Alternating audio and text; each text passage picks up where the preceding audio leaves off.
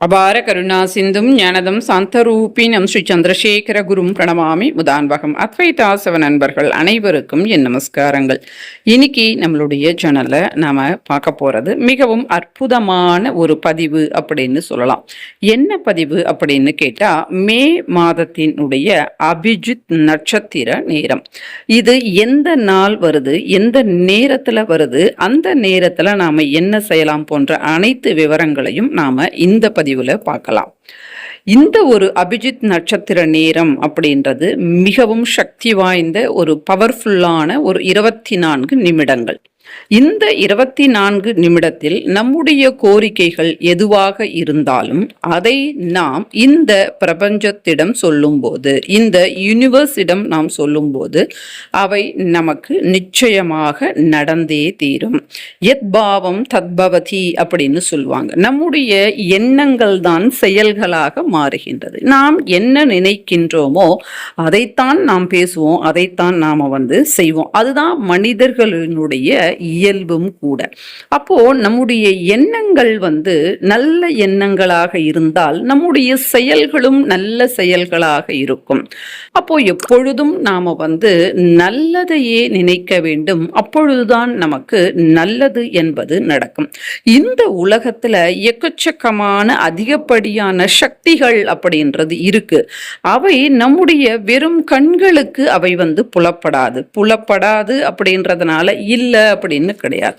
அந்த சக்திகளை நாம எப்படி உள்வாங்கிக் கொள்ள வேண்டும் அப்படின்னு கேட்டா, தெய்வத்தை நாம் ஆராதனை செய்வதின் மூலமாகவும், தியானங்கள் செய்வதின் மூலமாகவும், மௌனத்தை கடைபிடிப்பதின் மூலமாகவும், சிலர் பார்த்தீங்கன்னா சும்மா பேசிட்டே இருப்பாங்க. அந்த மாதிரி அதிகப்படியாக நாம் பேசவும் கூடாது. தேவை இருக்கும் பொழுது மட்டும் நாம பேசணும். அதிகமா நாம பேசக்கூடாது. ஆயுள் குறைந்து விடும் அப்படின்னு நம்முடைய முன்னோர்கள் சொல்லுவாங்க. முன்னெல்லாம் இந்த மாதிரி வார்த்தைகள் நம்முடைய முன்னோர்கள் சொல்லிட்டு இருந்தாங்க. ரொம்ப வளவலன்னு பேசாத, ஆயுஷ் குறைஞ்சிடும் அப்படின்னு. ஆனா இந்த மாதிரியான வார்த்தைகள் இப்பொழுது நமக்கு கண்களுக்கு காதுகளுக்கு தெரிவது கிடையாது. சும்மா பேசினா ஆயுஷ் எப்படி குறையும் அப்படின்னு இப்ப இருக்கக்கூடிய பசங்க கேள்வி கேட்க, அப்போ அந்த பெரியவங்க இவங்க கிட்ட நம்ம ஏன் சொல்றது அப்படின்னு விட்டுடுறாங்க. ஆனா இதுல அறிவியல் காரணமும் இருக்கு. நாம இப்போ ஒரு மிஷின் இருக்கு, அதை நாம சும்மா பயன்படுத்தி அது தேய்மானம் அடைந்து விடும். அது டிப்ரிசியேஷன் ஆயிடும். அப்ப அது பழுதாயிடும் இல்லையா? அந்த மாதிரி தான் சும்மா பேசி பேசி பேசி பேசி பேசி நாம அதாவது இப்ப இன்றைய தினத்திற்கு உண்டான பேச்சை மட்டும் நாம பேசினா பரவாயில்ல. இன்னும் ஒரு மாசத்துக்கு தேவையான எல்லாத்தையும் நாம இன்றைய தினமே பேசிட்டோம் அப்படின்னா அந்த ஒரு மாதத்திற்கு உண்டான ஆயுள் அப்படின்றது குறைந்து விடும். உள்ளிருக்கக்கூடிய பாகங்கள் இப்ப பாத்தீங்கன்னா கல்யாணங்கள்ல முன்னே இருந்து நடத்தக்கூடியவங்க அந்த கல்யாணத்தை நடத்தி அவங்களுடைய அந்த குரல் அப்படின்றது அப்படியே தேஞ்சு போய் அவங்களால பேச முடியாது. ஒரு 2 நாள் கழிச்சு தான் அவங்களால பேச முடியும். ஏன்னா அதிகமா அவங்க பேசி பேசி பேசி பேசி அந்த மாதிரி நடக்கும். அது கல்யாணத்துல இயல்பு. அப்படி இருக்க நாம வெறும் நாட்கள்லயே அந்த மாதிரி பேசணும் அப்படின்னா நம்முடைய இந்த வாழ்நாள் அப்படின்றது குறையும் அப்படின்னு நம்முடைய முன்னோர்கள் எல்லாத்தையும் ஆராய்ந்து பழமொழியாக நமக்கு கொடுத்திருக்கிறாங்க. அவங்க சும்மா எதையும் சொல்லலை. எதனால இதை இப்படி சொல்றேன் அப்படின்னு கேட்டா, இந்த காலத்துல அதாவது இன்விசிபிள் விஷயங்களை யாரும் நம்புவது கிடையாது.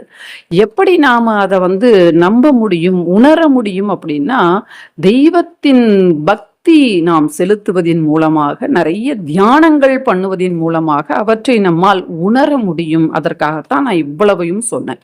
அப்போ தெய்வத்தை நாம ஆராதனை செய்ய செய்ய செய்ய நமக்குள் நம்பிக்கை அப்படின்றது பிறக்கும். அந்த நம்பிக்கை பிறந்தது அப்படின்னா நிச்சயமா அந்த விஷயம் அப்படின்றது நமக்கு நடந்தே தீரும். ஒரு விஷயம் இருக்கு அப்படின்னா அது நடக்கவே நடக்காது. பல வழிகள்ல அந்த விஷயம் நடப்பதற்கு உண்டான தடைகள் வருது அப்படின்னாலும் இவ்வளவுதான் அப்படின்னு நம்ம விட்டுடக்கூடாது. தொடர்ந்து தெய்வ ஆராதனை செய்ய செய்ய செய்ய செய்ய கடவுள் நினைத்தா ஒரே நிமிடம்தான் எல்லா விதமான தடைகளையும் தகர்த்தெறிந்து நமக்கு வந்து நல்லதை நடத்துவார். அதனால அவர் மேல நாம பக்தி வைக்கணும். அந்த பக்தியில எந்த விதமான கல்மிஷமும் இருக்கக்கூடாது. அதுதான் முக்கியமானது. இந்த உத்திராட நட்சத்திரம் முடியும் நேரமும் திருவோண நட்சத்திரம் ஆரம்பம் ஆகும் நேரமும் அந்த இடைப்பட்ட 24 நிமிடங்கள் அபிஜித் நட்சத்திர நேரம் அப்படின்னு நமக்கு சொல்லப்படுகின்றது. இந்த மே மாதத்துல அந்த அபிஜித் நட்சத்திர நேரம் எப்பொழுது அப்படின்றத பார்க்கலாம்.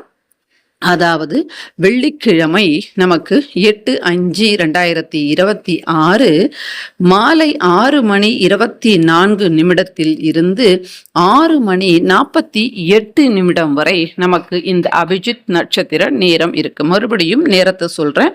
வெள்ளிக்கிழமை மாலை 6:24 இருந்து 6:48 வரை இந்த அபிஜித் நட்சத்திர நேரம் என்பது நமக்கு இருக்கு. இந்த நேரத்துல எப்படியும் மாலை நேரம், கோதூளி லக்னம். அதனால இந்த நேரத்துல நாம கிருஷ்ணருக்கு 2 நெய் தீபங்களை ஏற்றி வைத்து அவருக்கு பிடித்த துளசி மாலையை கட்டி போட்டு துளசியால கூட நாம் அர்ச்சனை பண்ணலாம்.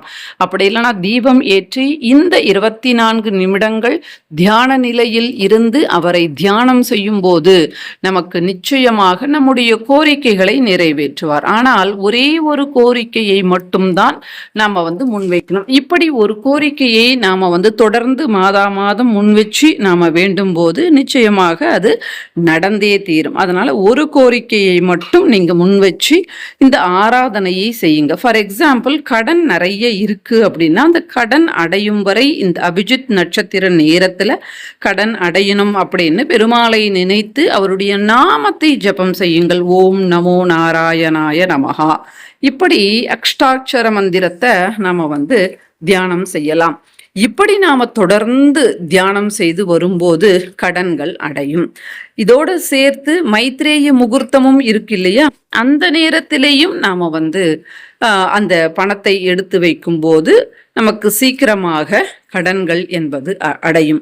இந்த மாதிரி இந்த அபிஜித் நட்சத்திர நேரத்தை பயன்படுத்தி நிறைய சகோதரிகள் வந்து அவர்களுடைய கோரிக்கைகளை நிறைவேற்றி கொண்டார்கள். அதனால நீங்களும் இந்த அபிஜித் நட்சத்திர நேரத்துல கிருஷ்ண வழிபாடு செய்வதின் மூலமாக, ஏன்னா அவர்தான் தன்னுடைய மயில் பீலியில் வந்து அந்த நட்சத்திரத்தை வந்து ஒளித்து வைத்ததாக நமக்கு புராணத்தில் சொல்லப்பட்டுள்ளது. அதனால அவரை அந்த நேரத்தில் அவருடைய நாமமான ஓம் நமோ நாராயணாய நமஹா என்று சொல்லப்படுகின்ற அஷ்டாட்சரி மந்திரத்தை நாம் உபதேசம் பெற்று செய்யலாம். அல்லது உபதேசம் கூட நமக்கு தேவையில்லை, அந்த நாமத்தை நாம உபதேசம் பண்ணலாம். இப்படி ஒரு அற்புதமான நேரத்தை வந்து இன்றைய தினம் பதிவாக கொடுத்தது எனக்கு ரொம்பவே சந்தோஷம். நன்றி, வணக்கம். மகா பெரியவா சரணம்.